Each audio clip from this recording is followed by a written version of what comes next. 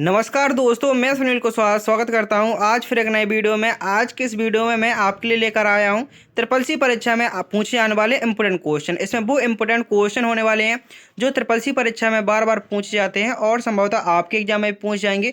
इसलिए वीडियो को बिना स्किप किए हुए अंत तक देखना है। यदि आप चैनल पर नए आए हों तो चैनल को सब्सक्राइब कर लीजिए और वीडियो को लाइक करके अपने दोस्तों में भी शेयर कर दीजिए जिनका भी ट्रिपल सी एग्जाम होने वाला है, क्योंकि इस वीडियो में वो सभी इंपोर्टेंट क्वेश्चन होने वाले हैं जो ट्रिपल सी परीक्षा में बार बार पूछे गए हैं। और यदि आपका एग्जाम भी जुलाई और अगस्त महीने में होने वाला है तो ये वीडियो आपके लिए बहुत इंपॉर्टेंट होने वाला है। आपके लिए डेली प्रैक्टिस सेट आता है तो आप हमारे चैनल से जुड़ सकते हैं और अपनी ट्रिपल सी की तैयारी को और अच्छा बना सकते हैं और अपने एग्जाम को बहुत ही आसानी से पास कर सकते हैं। चलिए शुरू करते हैं आज के क्वेश्चन नंबर 1 से कि क्वेश्चन नंबर 1 में क्या पूछा गया। यहाँ पर टोटल 40 क्वेश्चन होने वाले हैं और वीडियो के अंत में आपको जरूर बताना है कि टोटल आपने 40 में से अपना स्कोर कितना किया है। चलिए शुरू करते हैं क्वेश्चन नंबर 1 से कि क्वेश्चन नंबर 1 में क्या पूछा गया है। क्वेश्चन नंबर 1 में पूछा गया है, लिब्रे ऑफिस राइटर में नया पेज जोड़ने के लिए कौन सी शॉर्टकट कुंजी का प्रयोग करते हैं। यदि आप भी लिब्रे ऑफिस राइटर चला रहे हैं और उसमें एक नया पेज जोड़ना चाहते हैं, उसके लिए आपको कौन सी कुंजी का प्रयोग करना पड़ेगा। उसके लिए जैसे आपका वर्तमान में कर्सर जहां पर भी होगा और आप कंट्रोल के साथ एंटर बटन प्रेस करते हैं, उससे क्या होगा, आप नया पेज जोड़ सकते हो। लिब्रे ऑफिस राइटर में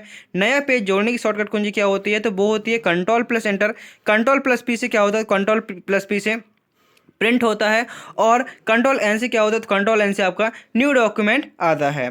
अगले क्वेश्चन में पूछा गया क्वेश्चन नंबर 2 में, लिब्रे ऑफिस राइटर में डेटा को सॉर्ट करने का विकल्प किस मेन्यू में होता है। जो डेटा है आप उसको सॉर्ट करना चाहते हैं, सॉर्ट मतलब होता है उसको एक क्रम में लगाना चाहते हैं, जैसे असेंडिंग डिसेंडिंग होता है, आरोही अवरोही क्रम में जैसे ABCD इसी क्रम में, या DCB एक क्रम, इस क्रम में आप लगाना चाहते हैं, वो होता है डेटा सॉर्ट करना। यदि आप डेटा भी सॉर्ट करना चाहते हैं उसके लिए आपको कौन से विकल्प का प्रयोग करना होगा, उसके लिए आपको डेटा मेन्यू का प्रयोग करना होगा। किस विकल्प का प्रयोग करना होगा, उसके लिए आपको डेटा मेन्यू का प्रयोग करना होगा। नेक्स्ट क्वेश्चन है पूछा है क्वेश्चन नंबर 3 में, लिब्रे ऑफिस इम्प्रेस में एक स्लाइड को डुप्लीकेट करने के लिए कौन सी शॉर्टकट कुंजी का प्रयोग करना होगा। यदि आप लिब्रे ऑफिस इम्प्रेस में किसी स्लाइड को डुप्लीकेट करना चाहते हैं उसके लिए आपको कौन सी कुंजी का प्रयोग करना होगा। यदि आप लिब्रे ऑफिस इम्प्रेस में किसी स्लाइड को डुप्लीकेट करना चाहते हैं तो उसके लिए आपको कंट्रोल प्लस D कुंजी का प्रयोग करना पड़ेगा। कौन सी कुंजी का प्रयोग करना पड़ेगा, आप स्लाइड पर क्लिक करेंगे और क्लिक करने के बाद जैसे ही control plus D button press करेंगे तो आपकी वो स्लाइड क्या हो जाएगी, डुप्लीकेट हो जाएगी। आपको बताना है कंट्रोल प्लस P से क्या होता है, मैंने अभी अभी आपको बताया, साथ साथ आप भी कमेंट करते चलेंगे तो आपको ये क्वेश्चन सारे इंपॉर्टेंट क्वेश्चन सारे याद होते चलेंगे। नेक्स्ट क्वेश्चन में पूछा गया है, कंप्यूटर नेटवर्क की किस प्रकार की प्रणाली। जो कंप्यूटर नेटवर्क है आखिर ये किस प्रकार की प्रणाली है, तो ये आपकी लैन, मैन, वैन, ये 3 प्रकार के होते हैं। इनकी फुल फॉर्म क्या होती है, तो लैन की फुल फॉर्म होती है लोकल एरिया नेटवर्क, आप भी साथ साथ लिखते जाइए। लैन की फुल फॉर्म होती है लोकल एरिया नेटवर्क। मैन की फुल फॉर्म होती है मेट्रोपॉलिटन एरिया नेटवर्क। मैन की फुल फॉर्म होती है मेट्रोपॉलिटन एरिया नेटवर्क और वैन की फुल फॉर्म होती है वाइड एरिया नेटवर्क। लैन की full form local area network, MAN की full form metropolitan area network और वैन की full form wide area network. यहाँ पर आपका ऑप्शन नंबर C सही आंसर हो जाएगा। अगले क्वेश्चन में पूछा गया है, वर्ल्ड वाइड वेब का प्रमुख उद्देश्य क्या। जो वर्ल्ड वाइड वेब है आखिर इसका प्रमुख उद्देश्य क्या होता है, तो वर्ल्ड वाइड वेब है इसका प्रमुख उद्देश्य होता है इंटरनेट पर जानकारी साझा करना। इंटरनेट पर जानकारी साझा करना ये किसका काम होता है, ये होता है आपका वर्ल्ड वाइड वेब, जिसको क्या कहते हैं WWW। अगले क्वेश्चन में पूछा है क्वेश्चन नंबर 6 में, DNS का क्या कार्य होता है। तो सबसे पहले हम DNS की फुल फॉर्म जानेंगे। DNS की फुल फॉर्म क्या होती है, तो DNS की फुल फॉर्म होती है डोमेन नेम सिस्टम। DNS की फुल फॉर्म क्या होती है, तो DNS की फुल फॉर्म होती है डोमेन नेम सिस्टम। इसका क्या कार्य है, तो DNS का कार्य होता है डोमेन नेम को IP एड्रेस में बदलना। जो डोमेन नेम होता है उसको IP एड्रेस में बदलना, ये किसका काम होता है, ये होता है आपका DNS का। DNS की फुल फॉर्म होती है डोमेन नेम सिस्टम। मैंने 2 मैराथन क्लास करा चुका हूं मैं, जिसमें मैंने एक मैराथन क्लास में 600 क्वेश्चन कराए हैं, एक मैराथन क्लास में मैंने 1100 क्वेश्चन कराए हैं और एक मैराथन क्लास में 500 क्वेश्चन कराए हैं, जो बहुत इंपॉर्टेंट क्वेश्चन है। आप धीरे धीरे करके इन मैराथन क्लास को देख लीजिए जिससे कि आप बहुत ही अच्छा अपना कोर्स कंप्लीट कर सकें, क्योंकि यहाँ पर 600 क्वेश्चन पहली मैराथन में, दूसरी में 1100 और तीसरी में आपके 500 क्वेश्चन है जो आपकी परीक्षा के लिए काफ़ी हेल्पफुल होंगे। आप डेली एक प्रैक्टिस सेट देखते आइए और डेली का एक मैराथन को देखना बना लीजिए। प्रत्येक मैराथन आपकी कोई 3 घंटे की, कोई 4 घंटे की, ऐसी मैराथन क्लास है। आप डेली का 1 घंटा मैराथन के लिए निकालते जाइए और आपको ये प्रैक्टिस सेट 25 से 30 मिनट का होता है। डेली इसको देखते जाइए और यकीन मानिए आपका ट्रिपल सी एग्जाम बहुत ही अच्छा होने वाला है। आपको सक्सेस माई गोल पर ये सारे कुछ फ्री में कंटेंट मिलने वाला है और पीडीएफ आपको टेलीग्राम ग्रुप पर ये सारे पीडीएफ भी मिलने वाले हैं, तो आप वहाँ से पीडीएफ को भी प्रोवाइड कर सकते हैं। मैंने आपको 3 मैराथन क्लास बताई हैं, आपको इकट्ठी देखने को नहीं बोल रहा हूँ। आपको क्या करना है, जैसे आपके पास आधा घंटे का टाइम है, आप आधे घंटे देख लीजिए, 1 घंटे का टाइम है 1 घंटे, 2 घंटे का टाइम है 2 घंटे देख लीजिए। लेकिन आप इनको धीरे धीरे करके देख लेंगे तो आपको खुद से विश्वास होने लगेगा कि हमारा ट्रिपल सी एग्जाम बहुत ही अच्छा हो सकता है और आपके पास अभी पर्याप्त समय होने वाला है। तो जो डेली प्रैक्टिस करता रहेगा उसका एग्जाम यकीन मानिए बहुत अच्छा होने वाला है। अगले क्वेश्चन है पूछा है क्वेश्चन नंबर 7 में, नेशनल ई गवर्नेंस प्लान जो NEGP होता है, आपसे कभी कभी एग्जामिनर ये फुल फॉर्म पूछ लेता है।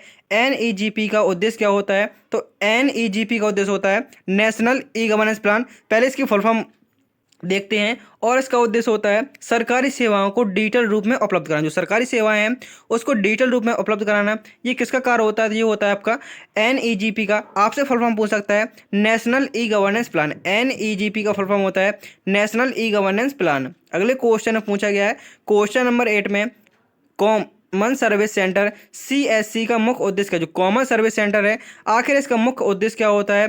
तो ये होता है आपका नागरिकों को सरकारी सेवाएं प्रदान करना। CSC का उद्देश्य क्या होता है? तो CSC का उद्देश्य होता है सरकारी, जो नागरिकों को सरकारी सेवाएं प्रदान करना, ये होता है आपका CSC का मुख्य उद्देश्य। नेक्स्ट क्वेश्चन में पूछा गया है EDX क्या? जो EDX है आखिर ये क्या होता है? तो आप कहें जो EDX होता है यह ऑनलाइन शिक्षा प्लेटफॉर्म होता है। ऑनलाइन शिक्षा प्लेटफॉर्म होता है, ये होता है आपका EDX। अगले क्वेश्चन में पूछा गया है SWAYAM में कितने प्रकार के कोर्स उपलब्ध होते हैं? जो SWAYAM पोर्टल है आखिर इसमें किस प्रकार के कोर्स उपलब्ध होते हैं? तो इसमें होते हैं आपके तकनीकी, शैक्षिक और जीवन कौशल, ये कोर्स आपके उपलब्ध होते हैं। ऑप्शन नंबर सी यहाँ पर आपका सही आंसर हो जाएगा। नेक्स्ट क्वेश्चन पूछा गया है MWC प्लेटफॉर्म का लाभ क्या है? जो MWC प्लेटफॉर्म है आखिर इसका लाभ क्या होता है? तो इसका लाभ होता है मुक्त शिक्षा। MWC का मुख्य लाभ क्या होता है? तो इसका मुख्य लाभ होता है मुक्त शिक्षा। अगले क्वेश्चन में पूछा गया है जो B2C मॉडल का उदाहरण कौन सा? जो B2C उदाहरण है आखिर इसका B2C का फुल फॉर्म क्या होता है? तो B2C का फुल फॉर्म होता है बिजनेस टू कंज्यूमर। B2C का फुल फॉर्म क्या होता है? तो B2C का फुल फॉर्म होता है बिजनेस टू कंज्यूमर। मॉडल का है जो उदाहरण कौन सा है? Option A Amazon, Flipkart, Paytm या उपयुक्त सभी। तो यहाँ पर आपका ऑप्शन नंबर डी सही आंसर हो जाएगा। अगले क्वेश्चन में पूछा गया है वेंडर का मतलब, जो वेंडर होता है आखिर इसका क्या मतलब होता है? तो वेंडर का मतलब होता है विक्रेता। वेंडर का मतलब क्या होता है? तो वेंडर का मतलब होता है विक्रेता। अगले क्वेश्चन में पूछा गया है साइबर हमले से बचने के लिए फायरवॉल क्या कार्य करता है? जो साइबर हमला होते हैं उससे बचने के लिए जो फायरवॉल होता है आखिर ये क्या कार्य करता है? तो फायरवॉल का कार्य होता है अनाधिकृत ट्रैफिक को रोकना। फायरवॉल का कार्य होता है जो अनाधिकृत ट्रैफिक होते हैं उनको रोकने के लिए किसका कार्य होता है? तो उनको रोकने के लिए हमारा फायरवॉल का कार्य होता है। अगले क्वेश्चन में पूछा गया है साइबर आतंकवाद का मतलब क्या? जो साइबर आतंकवाद है आखिर इसका क्या मतलब होता है? जो साइबर आतंकवाद होता है उसका मतलब होता है इंटरनेट का प्रयोग करने वाली गतिविधियों को आतंकियों द्वारा की जाती है। जो इंटरनेट का उपयोग करने वाली गतिविधियां जो आतंकवादियों द्वारा की जाती है वो होती है साइबर आतंकवाद। जो मतलब कहने का मतलब है जो इंटरनेट पर गतिविधियां आतंकियों द्वारा की जाती है, आतंकवादियों द्वारा की जाती है, वो आपका साइबर आतंकवाद कहलाता है। अगले क्वेश्चन में पूछा गया है स्पैम का मतलब क्या? स्पैम होता है आखिर इसका क्या मतलब होता है? तो स्पैम का मतलब होता है अनचाहे ईमेल या संदेश। जो अनचाहे ईमेल या संदेश होते हैं वो आपके स्पैम कहलाते हैं। स्पैम क्या कहलाते हैं? जो अनचाहे ईमेल या संदेश होते हैं वो सभी क्या कहलाते हैं? वो सभी आपके स्पैम कहलाते हैं। अगले क्वेश्चन में पूछा गया था जो एनएक है इसको किस वर्ष विकसित किया गया था? एनएक कंप्यूटर को किस वर्ष विकसित किया गया था? इसको सन 1945 में विकसित किया गया। एनएक को कब विकसित किया गया था? तो सन 1945 में इसको विकसित किया गया था। अगले क्वेश्चन में पूछा गया है जो कंप्यूटर की दूसरी पीढ़ी में कौन सी तकनीक का प्रयोग हुआ? जो कंप्यूटर में टोटल आपकी 5 पीढ़ियाँ हुई हैं। पहली पीढ़ी में किसका प्रयोग हुआ था? तो पहली पीढ़ी में वैक्यूम ट्यूब का, दूसरी पीढ़ी में ट्रांजिस्टर, तीसरी पीढ़ी में आईसी और चौथी पीढ़ी में माइक्रो प्रोसेसर और पांचवीं पीढ़ी में एआई का प्रयोग हुआ। तो आप पूछा गया था दूसरी पीढ़ी में कौन सी तकनीक का प्रयोग हुआ? तो आप कहेंगे सर दूसरी पीढ़ी में ट्रांजिस्टर का प्रयोग हुआ, पहली में किसका हुआ? वैक्यूम ट्यूब का, तीसरी में आईसी चिप का, चौथे में माइक्रो प्रोसेसर और पांचवीं में एआई आर्टिफिशियल तकनीक का प्रयोग हुआ। अगले क्वेश्चन में पूछा गया है पहला कंप्यूटर प्रोग्रामिंग भाषा कौन सी थी? पहली कंप्यूटर प्रोग्रामिंग भाषा थी आखिर वो कौन सी थी? जो पहली कंप्यूटर प्रोग्रामिंग भाषा थी वो थी आपकी फोर्ट्रॉन। ऑप्शन बी यहाँ पर आपका सही आंसर हो जाएगा। अगले क्वेश्चन में पूछा गया है GUI का फुल फॉर्म क्या होता है? तो GUI का पहले हम फुल फॉर्म जानते हैं। इसका फुल फॉर्म होता है ग्राफिकल यूजर इंटरफेस। GUI का फुल फॉर्म क्या होता है? इसका फुल फॉर्म होता है ग्राफिकल यूजर इंटरफेस इसका उद्देश्य जानते हैं। जो GUI होता है इसका उद्देश्य क्या होता है? तो GUI का उद्देश्य होता है उपयोगकर्ता को ग्राफिकल तत्वों के माध्यम से ऑपरेटिंग सिस्टम से संवाद करने की अनुमति कौन देता है? ये देता है आपका GUI, जिसकी फुल फॉर्म होती है ग्राफिकल यूजर इंटरफेस। यहाँ पर आपके 20 क्वेश्चन पूरे होते हैं। उम्मीद करता हूँ कि आपने वीडियो को लाइक कर दिया होगा और चैनल को सब्सक्राइब भी कर लिया होगा। यदि वीडियो को लाइक नहीं किया तो वीडियो को लाइक करके चैनल को सब्सक्राइब कर लीजिए। और वीडियो के डिस्क्रिप्शन में आपको सभी वीडियो मिल जाएंगे। जैसे आप डिस्क्रिप्शन में आपको मोर का ऑप्शन मिलेगा, आप उस पर क्लिक करेंगे तो आपको ये सारी मैथ एंड क्लास की लिंक मिल जाएगी, जिसकी मदद से आप वो सभी वीडियो भी देख सकते हैं जो आपकी परीक्षा के लिए इंपॉर्टेंट होंगे। अगले क्वेश्चन में पूछा गया है लाइनक्स ऑपरेटिंग सिस्टम किस प्रकार का है? तो लाइनक्स ऑपरेटिंग सिस्टम यह एक प्रकार का ओपन सोर्स ऑपरेटिंग सिस्टम। ये किस प्रकार का है? तो यह एक प्रकार का ओपन सोर्स ऑपरेटिंग सिस्टम है। अगले क्वेश्चन में पूछा गया है विंडो 8 ऑपरेटिंग सिस्टम में नया फीचर था। जो विंडो 8 है इसमें ऑपरेटिंग सिस्टम में एक नया फीचर कौन सा था? तो इसमें था आपका ये title Aadhaar interface. Option number A यहाँ पर आपका सही आंसर होगा। टाइटल आधार इंटरफेस था ये आपका विंडो 8 ऑपरेटिंग सिस्टम। अगले क्वेश्चन में पूछा गया है लिब्रे ऑफिस राइटर में टेस्ट को हाईलाइट करने के लिए कौन सी शॉर्टकट कुंजी का प्रयोग किया जाता है? यदि आप लिब्रे ऑफिस राइटर में टेस्ट को हाईलाइट करना चाहते हैं उसके लिए आपको कौन सी शॉर्टकट कुंजी का प्रयोग करना होगा? यदि आप भी टेस्ट को हाईलाइट करना चाहते हैं उसके लिए आपको Ctrl+Shift+H का प्रयोग करना होगा। Ctrl+H से क्या होता है? Ctrl+H से होता है रिप्लेस। रिप्लेस करने की शॉर्टकट की आपसे बहुत ज़्यादा पूछ जाती है। रिप्लेस करने की शॉर्टकट की होती है Ctrl+H, बोल्ड करने की शॉर्टकट की होती है Ctrl+V और अंडरलाइन करने की शॉर्टकट की होती है Ctrl+U। अंडरलाइन करने की शॉर्टकट कुंजी क्या होती है? तो अंडरलाइन करने की शॉर्टकट कुंजी होती है Ctrl+U, Ctrl+S से रिप्लेस, Ctrl+V से बोल्ड और Ctrl+U से अंडरलाइन। आपको बताना है कि यदि आप लिब्रे ऑफिस राइटर में कोई डॉक्यूमेंट बनाते हैं उसको सेव करने के लिए कौन सी कुंजी का प्रयोग किया जाता है? इसका आंसर आपको कमेंट करना है। सेव करने की शॉर्टकट कुंजी क्या होती है? अगले क्वेश्चन में पूछा गया है लिब्रे ऑफिस कैल्क में पंक्तियों को जोड़ने के लिए कौन सा फंक्शन का प्रयोग होता है? यदि आप लिब्रे ऑफिस राइटर में जो पंक्तियां हैं उनमें कुछ डेटा लिखा हुआ है और उनको आप जोड़ना चाहते हैं तो आपको कौन सी कुंजी का प्रयोग करना पड़ेगा? किस फंक्शन का प्रयोग करना पड़ेगा? उसके लिए आपको सम फंक्शन का प्रयोग करना पड़ेगा। सम फंक्शन क्या होता है? आप संख्याओं को आसानी से जोड़ सकते हैं सम फंक्शन की मदद से। काउंट से आप गिन सकते हैं, एवरेज से आप औसत निकाल सकते हैं। अगले क्वेश्चन में पूछा गया है क्वेश्चन नंबर 25 में लिब्रे ऑफिस इम्प्रेस में स्लाइड के बैकग्राउंड के में इमेज कैसे जोड़ी है? जो लिब्रे ऑफिस इम्प्रेस होता है उसके जो स्लाइड होती हैं, स्लाइड की लेने की शॉर्टकट कुंजी क्या होती है? आपसे एग्जाम पूछ सकता है कि लिब्रे ऑफिस इम्प्रेस में न्यू स्लाइड की शॉर्टकट कुंजी क्या होती है? तो न्यू स्लाइड की शॉर्टकट कुंजी होती है Ctrl+M। न्यू स्लाइड की शॉर्टकट कुंजी क्या होती है? तो न्यू स्लाइड की शॉर्टकट कुंजी होती है Ctrl+M। और पूछा गया है स्लाइड के बैकग्राउंड में इमेज कैसे जोड़ी जाती है? उसके लिए सबसे पहले आप इंसर्ट पे जाएंगे और इंसर्ट के बाद इमेज पे जाएंगे और आप इसकी मदद से जो स्लाइड है उसके बैकग्राउंड में इमेज को जोड़ सकते हैं। अगले क्वेश्चन में पूछा गया है नेटवर्क में डेटा भेजने के लिए किस विधि का प्रयोग होता है? आप नेटवर्क में डेटा भेजने के लिए कौन सी विधि का प्रयोग करेंगे? तो आंसर होगा पैकेट स्विचिंग का। कौन सी विधि का प्रयोग करेंगे? आप वहां पर पैकेट स्विचिंग का प्रयोग करेंगे। नेटवर्क में डेटा भेजने के लिए किस विधि का प्रयोग किया जाता है? तो पैकेट स्विचिंग का प्रयोग किया जाता है। अगले क्वेश्चन में पूछा है जो HTTP है आखिर इसका पूरा नाम क्या होता है? तो HTTP का फुल फॉर्म होता है hyper text transfer protocol. HTTP का फुल फॉर्म क्या होता है? तो HTTP का फुल फॉर्म होता है हाइपर टेक्स्ट ट्रांसफर प्रोटोकॉल। अगले क्वेश्चन में पूछा गया है इंटरनेट पर प्रोटोकॉल कोड जो HTTPS है इसका मुख्य उद्देश्य क्या होता है? आपको सबसे पहले ये फुल फॉर्म पूछ सकता है। जो HTTPS होता है HTTP आपने आगे तक फुल फॉर्म जाने हाइपर टेक्स्ट ट्रांसफर प्रोटोकॉल, लेकिन जो S लगा हुआ है इसकी फुल फॉर्म क्या होती है? इसकी फुल फॉर्म होती है secure. Hyper text transfer protocol secure, S मतलब होता है सिक्योर। आपसे फुल फॉर्म पूछ सकता है hyper text transfer protocol secure, ये इसकी फुल फॉर्म होती है। आखिर इसका उद्देश्य क्या होता है? इसका उद्देश्य होता है वेबसाइट को सुरक्षित बनाना। HTTPS का उद्देश्य क्या होता है? तो HTTPS का उद्देश्य होता है कि इसको जो प्रोटोकॉल वेबसाइट है उसको सुरक्षित बनाने के लिए हम HTTPS का प्रयोग करते हैं। अगले क्वेश्चन में पूछा गया है MyGov पोर्टल का उद्देश्य क्या? जो MyGov पोर्टल है आखिर इसका उद्देश्य क्या होता है? तो इसका उद्देश्य होता है नागरिकों से सुझाव प्राप्त करना। जो MyGov पोर्टल है इसका उद्देश्य होता है नागरिकों से सुझाव प्राप्त करना। ये MyGov पोर्टल का मुख्य उद्देश्य होता है। अगले क्वेश्चन में पूछा गया है डिजिटल इंडिया अभियान का मुख्य उद्देश्य क्या? जो डिजिटल इंडिया अभियान है आखिर इसका मुख्य उद्देश्य क्या होता है? तो डिजिटल इंडिया अभियान का मुख्य उद्देश्य होता है नागरिकों को डिजिटल रूप से सशक्त बनाना। जो नागरिक हैं उनको डिजिटल रूप से सशक्त बनाना, ये किसका उद्देश्य है? तो ये आपका डिजिटल इंडिया का उद्देश्य है। अगले क्वेश्चन में पूछा गया है क्वेश्चन नंबर 31 में ई डिस्ट्रिक्ट योजना का मुख्य उद्देश्य क्या? जो ई डिस्ट्रिक्ट योजना है आखिर इसका मुख्य उद्देश्य क्या है? तो ई डिस्ट्रिक्ट योजना का मुख्य उद्देश्य है सरकारी कर्मचारियों जो नागरिकों को सरकारी सेवाओं तक आसान पहुंच प्रदान करना। ये आपका ई डिस्ट्रिक्ट का मुख्य उद्देश्य है। जो ई डिस्ट्रिक्ट है इसका मुख्य उद्देश्य है नागरिकों को सरकारी सेवाओं तक आसान पहुंच प्रदान करना। ये आपका ई डिस्ट्रिक्ट योजना का मुख्य उद्देश्य होता है।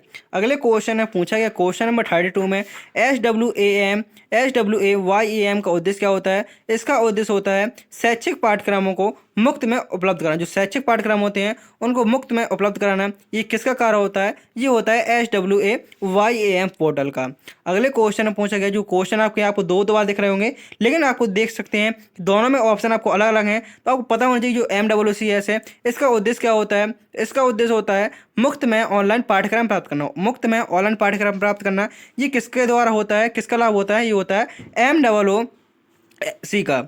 अगले क्वेश्चन में पूछा गया है B2B का उद्देश्य क्या है। जो B2B है इसका अर्थ क्या है, तो मैंने पहले फुल फॉर्म बताई थी। B2C की फुल फॉर्म क्या होती है? तो B2C की फुल फॉर्म होती है बिजनेस टू कंज्यूमर, लेकिन यहाँ पर B2B की फुल फॉर्म पूछा गया है कि B2B होता है इसका फुल फॉर्म क्या होता है। तो B2B का फुल फॉर्म होता है बिजनेस टू बिजनेस है, और यहाँ पर आपका ऑप्शन नंबर सी सही आंसर होगा। B2B का फुल फॉर्म क्या होता है? तो B2B का फुल फॉर्म होता है बिजनेस टू बिजनेस। पेटीएम किस उद्देश्य के लिए प्रसिद्ध? जो पेटीएम है आखिर ये किस उद्देश्य के लिए प्रसिद्ध है? तो आंसर होगा जो पेटीएम है ये आपका डिजिटल भुगतान और वॉलेट सेवा के लिए उपलब्ध है। तो मीन्स कहने का मतलब जो पेटीएम है, आप तुरंत किसी को पेमेंट करना होता है तो आप पेटीएम के माध्यम से करते हैं। तो पेटीएम किस उद्देश्य के लिए प्रसिद्ध है? तो यह आपका डिजिटल भुगतान और वॉलेट सेवा के लिए प्रसिद्ध है। अगले क्वेश्चन में पूछा गया है फिशिंग के दौरान क्या किया जाता है। फिशिंग के दौरान क्या किया जाता है? तो आंसर होगा आपको यहाँ पर नकली वेबसाइटों से व्यक्तिगत जानकारी चुराना। नकली वेबसाइटों से व्यक्तिगत जानकारी चुराना क्या कहलाता है? तो वो कहलाता है आपका फिशिंग। ऑप्शन नंबर बी यहाँ पर आपका सही आंसर होगा। नकली वेबसाइटों से व्यक्तिगत जानकारी चुराना ये आपके फिशिंग के अंतर्गत आ जाता है। अगले क्वेश्चन में पूछा गया है क्लाउड स्टोरेज का लाभ क्या। जो क्लाउड स्टोरेज होती है इसका उद्देश्य क्या होता है, इसका क्या लाभ होता है? तो क्लाउड स्टोरेज का मुख्य उद्देश्य और इसका लाभ होता है डेटा को ऑनलाइन स्टोर करना, और यह डेटा आप कहीं से भी एक्सेस कर सकते हैं। जैसे कि आप यूट्यूब में मेरा वीडियो अभी देख पा रहे हैं, आप अभी वर्तमान में किसी मोबाइल में देख रहे हैं, अपने मोबाइल में देख रहे हैं, और आपका थोड़ी देर बाद मोबाइल जैसे स्विच ऑफ हो गया, आपका दोस्त है आपके मोबाइल में, और आप क्या कहेंगे, अपने दोस्त से कहेंगे कि मुझे सर का वीडियो देखना है, तो आप तुरंत सर्च करेंगे सक्सेस माई गोल और डाल देंगे ट्रिपल सी इंपॉर्टेंट क्वेश्चन, तो सबसे पहले मेरा वीडियो आ जाएगा। उसको आप देखेंगे तो आप देख सकते हैं कि ये डेटा आपका कहाँ पर सेव है। ये आपका डेटा क्लाउड में सेव है। जरूरी नहीं कि सिर्फ आपके मोबाइल में, ये डेटा आप सभी के मोबाइल में आएगा, क्योंकि ये डेटा आपका क्लाउड में स्टोरेज है, और आप कहीं पर भी इसको सर्च करेंगे आप इसको कहीं से भी एक्सेस कर सकते हैं। तो ऑप्शन नंबर ए यहाँ पर आपका सही आंसर हो जाएगा। अगले क्वेश्चन में पूछा गया है स्पाईवेयर का कार्य क्या। जो स्पाईवेयर होता है आखिर इसका क्या कार्य होता है? तो स्पाईवेयर का कार्य होता है डेटा को चुराना। स्पाईवेयर का क्या कार्य होता है? तो स्पाईवेयर का कार्य होता है डेटा को चुराना। सबसे पहला सुपर कंप्यूटर किसने बनाया था? जो सबसे पहला सुपर कंप्यूटर है वो सबसे पहले किसने बनाया था? तो वो बनाया था सैमोर क्रे द्वारा। क्रे रिसर्च द्वारा इसको बनाया गया था। पूरा नाम था सैमोर क्रे, SEMOR, सैमोर क्रे द्वारा पहला सुपर कंप्यूटर बनाया गया था। एंड आपका लास्ट क्वेश्चन नंबर 40 में पूछा गया है पर्सनल कंप्यूटर पीसी के लिए पहली बार ऑपरेटिंग सिस्टम का प्रयोग किया गया था। तो पहली बार ऑपरेटिंग सिस्टम का प्रयोग किया गया था, इसका आंसर आपको कमेंट करना है। तो यहाँ पर आपके 40 क्वेश्चन पूरे होते हैं। उम्मीद करता हूँ आपको वीडियो पसंद आया होगा। यदि आपने वीडियो को लाइक नहीं किया तो वीडियो को लाइक करके चैनल को सब्सक्राइब कर लीजिए, और अपने उन दोस्तों को जरूर जोड़िए जिनका भी ट्रिपल सी एग्जाम होने वाला है। मिलते हैं नेक्स्ट वीडियो में। थैंक यू, टेक केयर, जय हिंद, जय भारत, वंदे मातरम।